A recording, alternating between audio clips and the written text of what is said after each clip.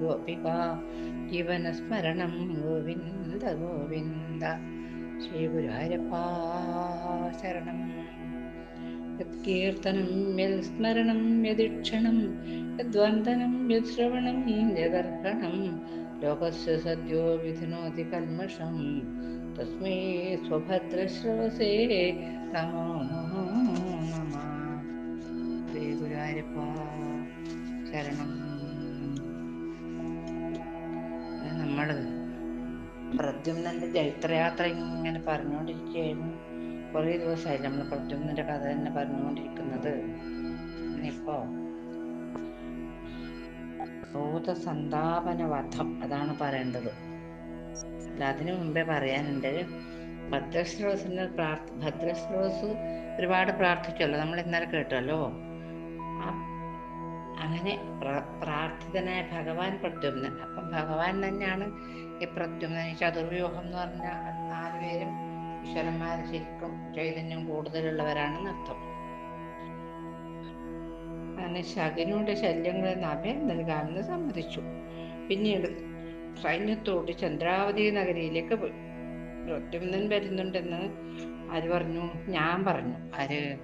ശ്രീനാരദ മഹർഷി പറഞ്ഞത്. ശകുനി ശൂലമെടുത്ത് പിടിച്ചുകൊണ്ട് അസുര സഭയിൽ പറഞ്ഞു, എൻ്റെ ഭാഗ്യം കൊണ്ട് ഇതാ എൻ്റെ നിത്യശത്രുവായ പ്രദ്യുമ്നൻ ഇങ്ങോട്ട് തന്നെ വരുന്നു. അവൻ അന്വേഷിച്ച് എനിക്ക് അങ്ങോട്ട് പോകേണ്ട പണിയില്ല. എൻ്റെ സഹോദരനെ ശമ്പരനെ കൊന്നവനോട് കടം വീട്ടുവാനുള്ള അവസരമാണ് വന്നിരിക്കുന്നത്. അസുരന്മാരെ, ഇവനെ കൊന്നതിന് ശേഷം നമുക്ക് ഇന്ദ്രന്റെ നേരെ തിരിയാം. എന്തേ, അതല്ലേ നല്ലത്? മുമ്പിൽ കിട്ടി ഇര കളഞ്ഞിട്ട് വേറെ അന്വേഷിച്ച് പോകണ്ട നമുക്ക്. അതുകൊണ്ട് ഇവനെ ആദ്യം കൊല്ലാം. ഇത് കേട്ട് കോടിക്കണക്കിന് അസുരന്മാർ ഹൃഷ്ടാസുരന്റെ കീഴിൽ യുദ്ധത്തിന് ഒരുങ്ങി വന്നു. അതിന് വേറൊരു പേരും കൂടെ ഉണ്ട്, ഹൃഷ്ടാസുരൻ എന്ന് പറഞ്ഞാൽ ലീലാമാനുഷവേഷധാരിയായ ഭഗവാൻ പ്രദ്യുമ്നൻ തന്റെ മഹത്തായ സേനയെ ഗൃദ്ധവ്യൂഹം ചമച്ചു നിർത്തി. ഗൃദ്ധൻ എന്ന് പറഞ്ഞാൽ പക്ഷി, ഗരുഡവ്യൂഹം. ഗൃദ്ധത്തിന്റെ കൊക്കിന്റെ സ്ഥാനത്ത് അനിരുദ്ധനും കഴുത്തിൽ അർജുനനും പിന്നിൽ സാമ്പനും നിലകൊണ്ടു. ഒരു പാദങ്ങളുടെ സ്ഥാനത്ത് ദീപ്തിമാനും ഗതനും ഉദരത്തിന്റെ സ്ഥാനത്ത് പ്രദ്യുമ്നനും ഉച്ചഭാഗത്ത് ഭാനുവും നിന്നു. സീതാഗംഗാ നദീ തടത്തിൽ വെച്ച് എതിർക്കളും അസുരന്മാരുമായുണ്ട യുദ്ധം അതിഭയങ്കരം എന്ന് വെച്ചാല് അതിഭയങ്കരം. ബാണങ്ങളും ത്രിശൂലങ്ങളും മുസലങ്ങളും ഉദ്ഗരങ്ങളും ഇവ കൊണ്ട് ദൈത്യന്മാർ മേഘത്തിൽ നിന്ന് എങ്ങനെയാണ് മഴയുണ്ടാവുക അതുമാതിരി എതിർക്കളുടെ നേരെ വർഷിച്ചു. സൈന്യത്തിന്റെ ചവിട്ടുകൊണ്ട് പൊങ്ങിയ പൊടി ആകാശത്തെയും സൂര്യനെയും മറച്ചു. മൃഗൻ, ഹർഷൻ, അനിലൻ, ഗൃദ്ധൻ, വർദ്ധനൻ, ഉന്നാഭൻ, മഹാശൻ, പാവനൻ, വന്നി, ക്ഷുതി, മിത്രവിന്ദയുടെ മക്കളുടെ പേരാ ഇതൊക്കെ. മിത്രവിന്ദയുടെ പുത്രന്മാർ മുന്നോട്ടൊന്ന് യുദ്ധം ചെയ്തു. ഓരോരു ഭഗവാന്റെ ഓരോരു പത്നിയിലെ 10 മക്കളാണ് മുമ്പോട്ട് വന്ന് യുദ്ധം ചെയ്യുക. ഇതിപ്പം മിത്രവിന്ദന്റെ മക്കളുടെ ഓടാണ്. ബാണവർഷത്താൽ ഇരുട്ടടഞ്ഞു. മൃഗരുണ്ടല്ല അവരുടെ മുമ്പിലെത്തി. ബാണൻ അസുരവ്യൂഹത്തെ ഭേദിച്ചു കളഞ്ഞു. ആനകള്, അതുപോലെ തേരുകള്, ഭടന്മാര്, കുതിരകള് ഇവയെല്ലാം ഭൂമിയിൽ പതിച്ചു. വില്ലും കവചവും നഷ്ടപ്പെട്ട് പലരും വീണുപോയി. അപ്പോഴേക്കും സിംഹാരൂഢനായ കൃഷ്ണൻ അവിടെ എത്തി. കൃഷ്ടാസുരനും മൃഗനുമായി വളരെ നേരം ദ്വന്ദ്വയുദ്ധം ചെയ്തു. ഒടുവിൽ മൃഗൻ കൃഷ്ണസിംഹത്തിന്റെ തലപ്പറ്റൊരടി കൊടുത്തു. അപ്പം വന്ന് സിംഹം ചെയ്തു എന്നറിയാം. സേനക്കുള്ളിലേക്ക് കടന്ന ഭടന്മാരെ കടിച്ചും മാന്തിയും കോലാഹലം സൃഷ്ടിച്ചു. ആ സിംഹം മൃഗന്റെ മേലെ ചാടി വീണ് മൃഗനെ തള്ളി നിലത്തിട്ട് മാറത്ത് കയറിയിരുന്നു. മൃഗൻ മുഷ്ടി ചുരുട്ടി സിംഹത്തിനെ ഒരു പ്രഹരമേൽപ്പിച്ചു. അതേറ്റ് കൃഷ്ണന്റെ സിംഹം ചത്തു വീണു. അവന്റെ വാഹനം നഷ്ടപ്പെട്ടത് കണ്ട കൃഷ്ണൻ മൃഗന്റെ മേലെ ഒരു ശൂലം ചാട്ടി. ലക്ക പോലെ മിന്നിക്കൊണ്ടെടുത്ത ശൂലുണ്ടല്ലോ, മൃഗൻ മുറിച്ചു കളഞ്ഞു. പിന്നീട് മൃഗനും കൃഷ്ണനും വാളുകൾ കൊണ്ട് വെട്ടിയും മുഴിഞ്ഞു മാറിയും യുദ്ധം തുടങ്ങി. യുദ്ധത്തിനിടയിൽ മൃഗന്റെ ഒരു വെട്ടേറ്റ് കൃഷ്ണന്റെ തല തെറിച്ചു വീണു. അതാ ഒരു ബോള് തെറിക്കുന്നത് പോലെ. എന്നിട്ടോ ആ തല എന്ത് ചെയ്തു? ആ തല കിരീട കുണ്ടലങ്ങളോടെ മണ്ണിൽ കിടന്നു ഉരുണ്ടു. കൃഷ്ണൻ ചത്തുവീണ സമയത്ത് സൈന്യം പലായനം ചെയ്തു. നേതാവ് മരിച്ചപ്പൻ അണികൾ നിൽക്കൂല, ഓടിക്കോളും. ദേവന്മാർ മൃഗനെ അഭിനന്ദിക്കുകയും ചെയ്തു. പോരെ. തൻ്റെ അനുജനായ ഹൃഷ്ടൻ വീണതെന്ന് ശകുനി ക്രോധം വന്ന് തൻ്റെ മറ്റ് സഹോദരന്മാരെ അയച്ചു. ആ ഹൃഷ്ടൻ എന്ന് പറഞ്ഞാൽ ശകുനിയുടെ അനുജനാണ്. ഞാൻ വിചാരിച്ചു ഇദ്ദേഹത്തിൻ്റെ വേറെ പേരാണെന്ന്. അല്ല, മറ്റ് സഹോദരന്മാരെ അയച്ചു. ഞാൻ അനങ്ങാനായിട്ടില്ല, ഞാൻ അവസാനം മുഴുവനാണ്. ഭൂതസന്താപൻ ആണപ്പുറത്തും, മൃഗൻ കഴുതപ്പുറത്തും, കാലനാഭൻ പന്നിയുടെപ്പുറത്തും, മഹാനഭൻ ഒട്ടകപ്പുറത്തും, ഹരിഷ്മശ്രു തിമിംഗലത്തിനു പുറത്തും കയറി പുറപ്പെട്ടു.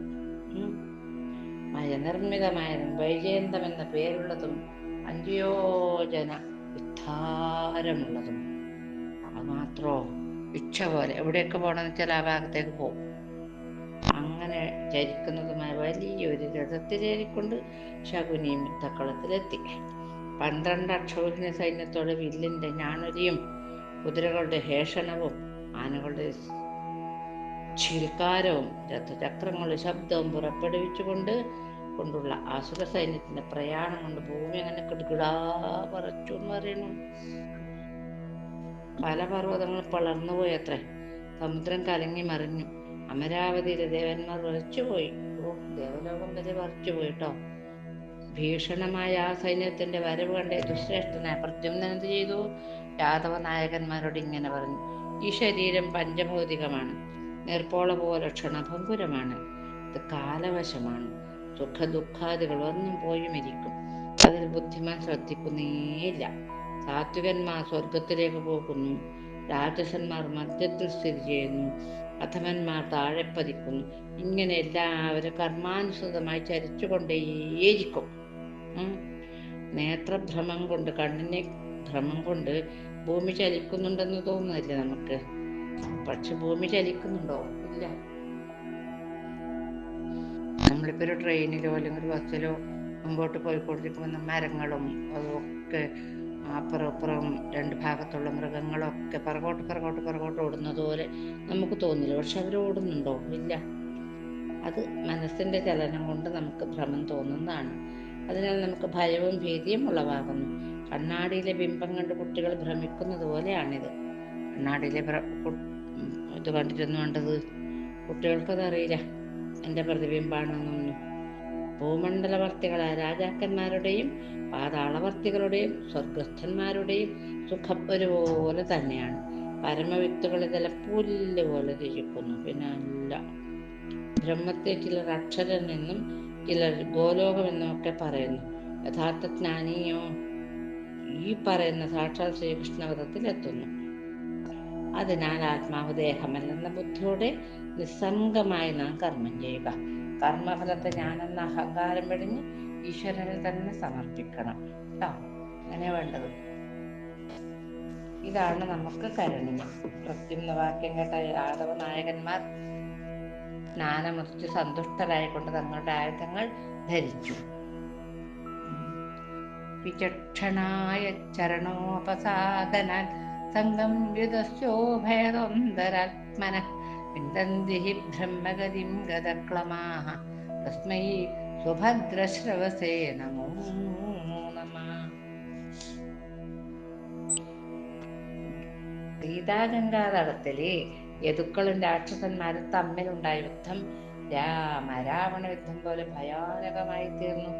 സംഗ്രാമജിത്ത്, ബൃഹത്സേനൻ, ശൂരൻ, പ്രഹരണൻ, വിജിത്ത്, ജയൻ, സുഭദ്രൻ, വാമനൻ, സത്യകൻ, അശ്വയു എന്നീ ഭദ്രാപുത്രന്മാരായ കൃഷ്ണസുതന്മാർ മുന്നോട്ട് വന്ന അസുര നായകന്മാരെ നേരിട്ടു. ഇവിടെ ഭദ്രയുടെ മക്കളാണ് തപസ്വിനോ ദാനവരായ ശസ്വിനോ മനസ്വിനോ മന്ത്രവിദസ്സു മംഗളാഃ ക്ഷേമം ന വിന്നന്തി വിനായകർപ്പണം തസ്മൈ സുഭദ്രശ്രവസേ നമോ നമഃ. സ്തുതിക്കാം നമുക്ക്. ആരെ? നമ്മുടെ ഭഗവാന്റെ മകനായ ആ കാമദേവന്റെ 2ാമത്തെ അവതാരായ പ്രദ്യുമ്നെ സ്തുതിക്കാം. അങ്ങനെ ആര് കൊന്നത്? ഭദ്രയുടെ സുതനായ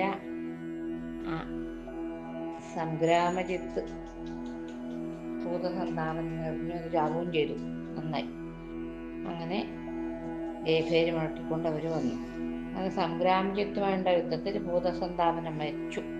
അതറിഞ്ഞിട്ട് ശകുനിയും കുറേ ആൾക്കാരൻ ആര്യവ്രതനും കാലനാഭനും മഹാനാഭനും ഹരിശ്മശ്രു എന്നിവർ ഒന്നിച്ച് യുദ്ധത്തിന് പുറപ്പെട്ടു വന്നു. പ്രദ്യുമ്നൻ ശകുനിയോടും അനിരുദ്ധൻ മൃഗനോടും സാമ്പൻ കാലനാഭനോടും ദീപ്തിമാൻ മഹാനാഭനോടും ഭാനു ഹിരണ്യശിവനോടും എതിരിട്ടു. എല്ലാറ്റിലും മുമ്പിലായി അനിരുദ്ധൻ നിലകൊണ്ടെന്ന് പറയുന്നു. അനിരുദ്ധ ബാണങ്ങൾ തട്ടി വളർന്ന കാലം കയ്യും ഒക്കെ ഇല്ലാതെ തല പൊളിഞ്ഞു.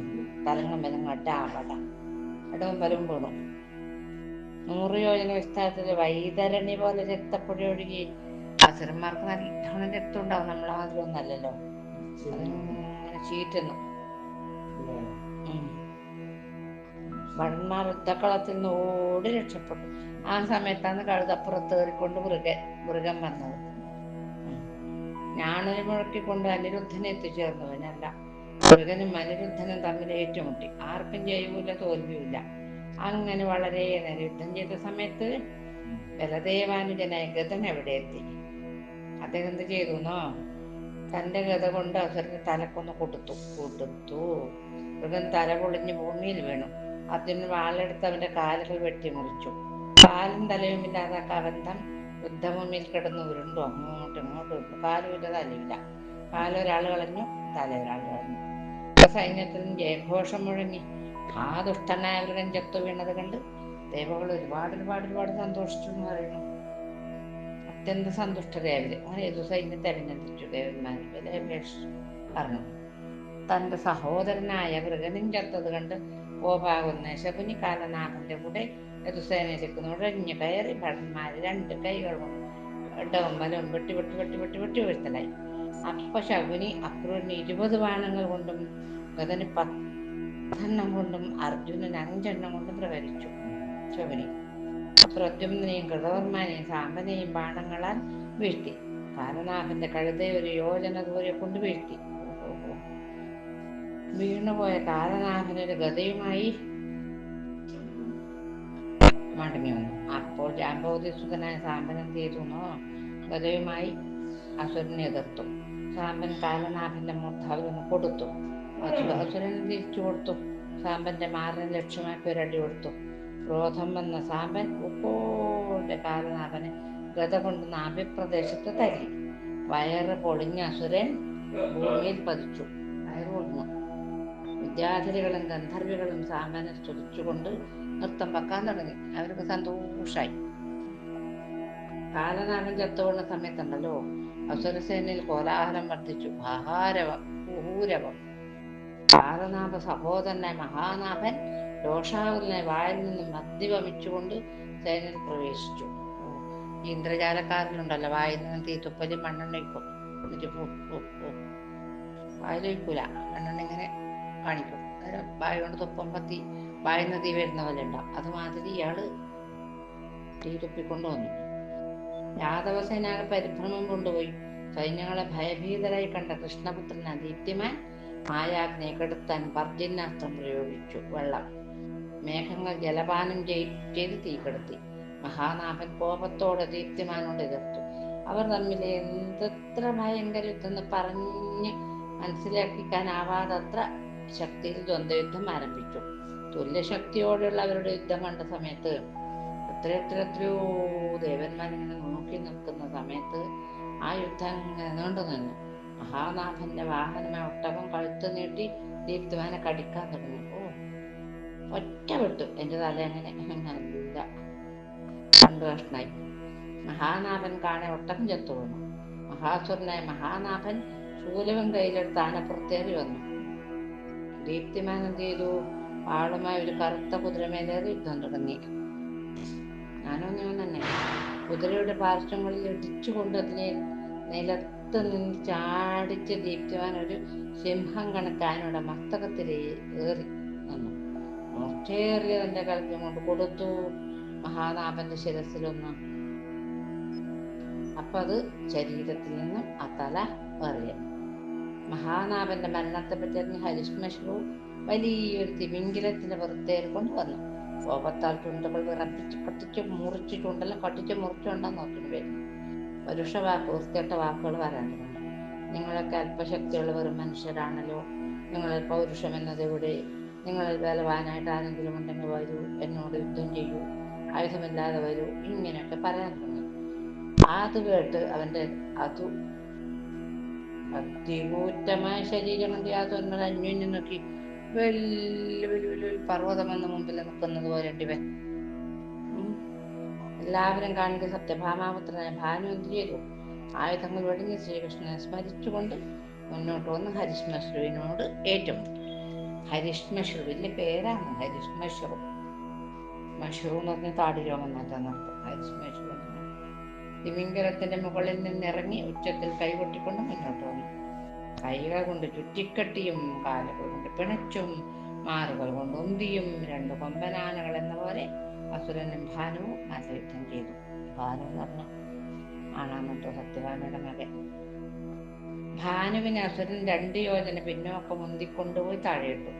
അസുരൻ ഭാനുവിന്റെ കാലുകൾ പിടിച്ച് ചുഴറ്റി ആകാശത്തേക്ക് എറിഞ്ഞു. പിന്നല്ല, താഴെ വന്ന് വീണ ഭാനു അല്പം വ്യാകുലതയോടെ എഴുന്നേറ്റു. കുറച്ചൊരു ജാള്യത വന്നുപോയി ഭാനുവിന്. ഹരിശ്മശ്രു എന്തു ചെയ്തു? തന്റെ മീശ പിരിച്ചുകൊണ്ട് മുട്ടി ചുരുട്ടി ഭാനുവിനെ അടിച്ചു, കൊടുത്തുരട്ടി. ഭാനു ഒരു മരം പുഴക്കിയെടുത്തിട്ട് അസുരന്റെ മുണ്ടാൽ തന്നെ കൊടുത്തുരട്ടി. ആ അടി കൊണ്ട് തല പൊളിഞ്ഞ അസുരൻ അവിടെ തന്നെ വീണ് ചോര പമിച്ചു, ചോര തുപ്പി. ദുഷ്ടനായ അസുരന്റെ പതനത്തിൽ ദേവന്മാർ വളരെ സന്തുഷ്ടരായി എന്ന് പറയുന്നു. അവരാകാശത്തുനിന്ന് ഭാനുവിന്റെ മേൽ പൂമഴ പൊഴിക്കുകയും ചെയ്തു. അവർക്ക് ഒരേ ഒരു കാര്യം തന്നെ, ആരെങ്കിലും വിജയക്കൊടി പാലിച്ചെങ്കിൽ ഒരു കൂട്ട പോവും കിടക്കണം താഴേക്ക്. തന്റെ ബലവാന്മാരായ സഹോദരന്മാർ മുഴുവൻ ചത്തൊടിഞ്ഞ് വിവരം പറഞ്ഞ ശകുനി ദുഃഖിതനായി രാക്ഷസന്മാരോട് പറഞ്ഞു, ഹേ പൗലോമന്മാരെ, പൗലോമന്റെ മക്കളായോ?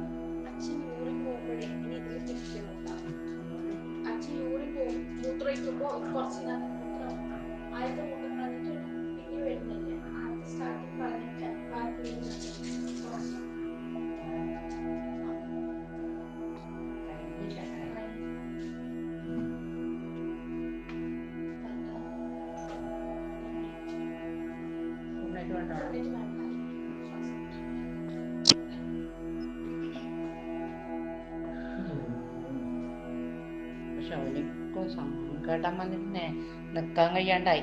സങ്കടം വന്നാലും സന്തോഷം വന്നാലും നിലത്ത് നിൽക്കാൻ പറ്റൂല, അങ്ങനെയുണ്ട്. ആ ബലവാന്മാരെ എൻ്റെ എല്ലാ സഹോദരന്മാരെയും കൊന്നു ചെയ്വരെ. അതുകൊണ്ട് ഞാനിനി ജീവിച്ചിട്ട് കാര്യമില്ല. ഒന്നിക്ക് ഞാൻ ചാകണം, അല്ലെങ്കിൽ ഞാൻ ചാണകം എന്ന് പറഞ്ഞതുപോലെ ഞാൻ ഇവരെ കൊല്ലും, അല്ലെങ്കിൽ ഞാൻ ചാവുന്നു പറഞ്ഞിട്ട് വന്നു. സൂര്യന് ജയിച്ച് ശമ്പരന് ശിശുവായ വൃദ്ധമെന്ന് മുതൽ ചെറിയ കുട്ടിയായ സമയത്താണ് എൻ്റെ ഒരു അനിയനെ കൊന്നിന്. ഉൽക്കജനെ ബാലനായ കൃഷ്ണൻ കൊന്നുവെന്ന് നാരദമുനി പറഞ്ഞ് ഞാൻ അറിയുന്നു. അച്ഛനും മോനും ചെറുപ്പത്തിലേ തുടങ്ങി ഈ പരിപാടി. അസുരന്മാർ കാണെ അഗ്നിയെ തോൽപ്പിച്ച കൃഷ്ണനിതാ യാദവന്മാർ കൊന്നിരിക്കുന്നു. യുദ്ധത്തിൽ ആരെയാണോ ആരും പേടിച്ചോടിയത് ആ ഭൂത സത്താപനും ഇപ്പോൾ ഇതുക്കളാൽ കൊല്ലപ്പെട്ടു. പരാക്രമം കണ്ട് സന്തോഷിച്ച ശിവൻ ആർക്കാണോ വരം നൽകിയത് ആ വൃതനും ഇതാ ചത്തുകൊണ്ട് കിടക്കുന്നു. വായുവിനെ ജയിച്ച മഹാനാഭനാണെങ്കിലോ ഇന്ദ്രപുത്രനെ ജയിച്ച ഹരിശ്മശ്രുവിനെയും ഇപ്പോൾ കൃഷ്ണകൾ കൊന്നിരിക്കുന്നു. വായുവിനെ ജയിച്ച മഹാനാഭനെയും കൊന്നു. ഇന്ദ്രപുത്രനായ എന്താ പറയുക ജയന്തന അല്ലെങ്കിൽ അർജുനെയോ ജയിച്ച ഹരിശ്മശ്രുവിനെയും ഇപ്പോൾ കൃഷ്ണകൾ കൊന്നു. ഈ ഭൂമി യാദവരില്ലാത്തതാക്കി തീർക്കും ഞാനിതാ ശപഥം ചെയ്യുന്നു. ഇത് സത്യം, സത്യം, സത്യം. ജരാസന്ധൻ, ദന്തഭക്തൻ, ചാരുൻ, ശിശുപാലൻ എന്നിവരോട് നിങ്ങളോടും ചെന്ന് പാതാളത്തിൽ നിന്നും അസുരന്മാരെയും കൂട്ടി ഇതാ ഞാൻ വരുന്നു. ബാണാസുരനും ഒന്നിച്ച് ഞാൻ വരുന്നു. എന്നിട്ട് ദേവകളെ ജയിക്കും. ഈ പ്രദ്യുമ്നാഥകളെ ജയിച്ച ശേഷം സ്ത്രീകളടക്കം ദേവവർഗം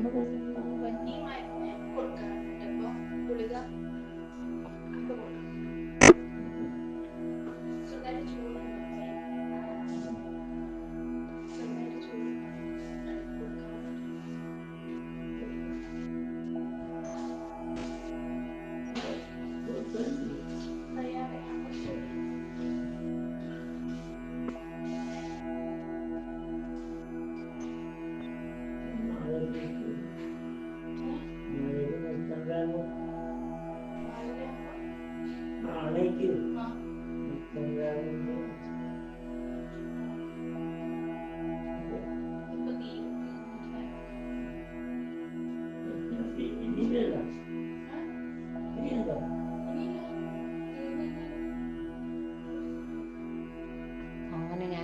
ഒറ്റയ്ക്ക് ജയിച്ചതിന് ശേഷം സ്ത്രീകളടക്കം ദേവവർഗത്തിന് മുഴുവനും ഞാൻ ഗുഹക്കുള്ളിൽ അടക്കും. പശുക്കള്, ബ്രാഹ്മണർ, വേദങ്ങൾ, തപസ്സുകൾ, യാഗം, ശ്രാദ്ധം, തിദിക്ഷുക്കൾ, തീർത്ഥസ്ഥലങ്ങൾ ഇവയെല്ലാം നശിപ്പിച്ച് സുഖമായി ഞാൻ താമസിക്കും. കണ്ടോ എല്ലാവരും? ദേവന്മാരെ ജയിച്ച മഹാശക്തനായ കംസൻ ധന്യൻ തന്നെ. എൻ്റെ സുഹൃത്തായ കംസൻ ഇപ്പോൾ ജീവിച്ചിരിപ്പില്ലല്ലോ. ഈശ്വര പറയില്ല, ജീവിച്ചിരിപ്പില്ലല്ലോ ഇങ്ങനെ പറഞ്ഞ് ലക്ഷം ഭാരമുള്ള ഗതയുമെടുത്ത ശകുനി യുദ്ധത്തിനിറങ്ങി. മയനിർമ്മിതമായ വില്ലിന്റെ ടങ്കാരം കേട്ട് ദിഗ്ഗജങ്ങൾ കൂടി ഞൊട്ടി വിറച്ചു എന്ന് പറയണു. ഭയപ്പെട്ട യദുസേന എന്ത് ചെയ്തു? പേടിച്ചുപോയി. അവര് അമ്പരന്ന് പോയി. ഗതൻ മുതലായ വീരന്മാർ രഥങ്ങളിലേറെ മുന്നോട്ട് വന്നു. ശകുനി 10 ബാണങ്ങൾ അർജുനന്റെ മേൽ പ്രയോഗിച്ചു. അതിന്റെ രഥത്തോടുകൂടി 4 ക്രോശം ദൂരെ ചെന്ന് വീണുപോയി പാപം. ഗതൻ, സാമ്പൻ, പ്രദ്യുമ്നൻ, അനിരുദ്ധൻ, കൃതവർമ്മ മുതലായ എല്ലാവരുടെ മേലും ഈ ശകുനി, വൃത്തികെട്ട ശകുനി അനേകം ബാണങ്ങൾ വീഴ്ത്തി. പ്രദ്യുമ്നൻ 10 അമ്പ് കൊണ്ട് ശകുനിയുടെ വില്ല് മുറിച്ചു. 5 അമ്പുകൾ കൊണ്ട് സാരഥിയെയും കുതിരകളെയും കൊന്നു. മറ്റൊരു തേയിലരുത്. ശകുനി പ്രദ്യുമ്നോട് പറഞ്ഞു. എന്ത് പറഞ്ഞു? എന്തെങ്കിലും പറയട്ടെ അല്ലേ? അവരെന്താ പറയണത് നമുക്ക് നാളെ നോക്കാം കേട്ടോ. ഇന്നിപ്പോ നമുക്ക് ഇതൊക്കെ ഭഗവാന്റെ പാദത്തിൽ സമർപ്പിച്ച് കായേന വാചാ മനസേന്ദ്രിയർവ ബുദ്ധ്യാത്മനാ വാ പ്രകൃതേ സ്വഭാവ കരോമി യദ്യൽ സകലം പരസ്മൈ നാരായണായേതി സമർപ്പയാമി.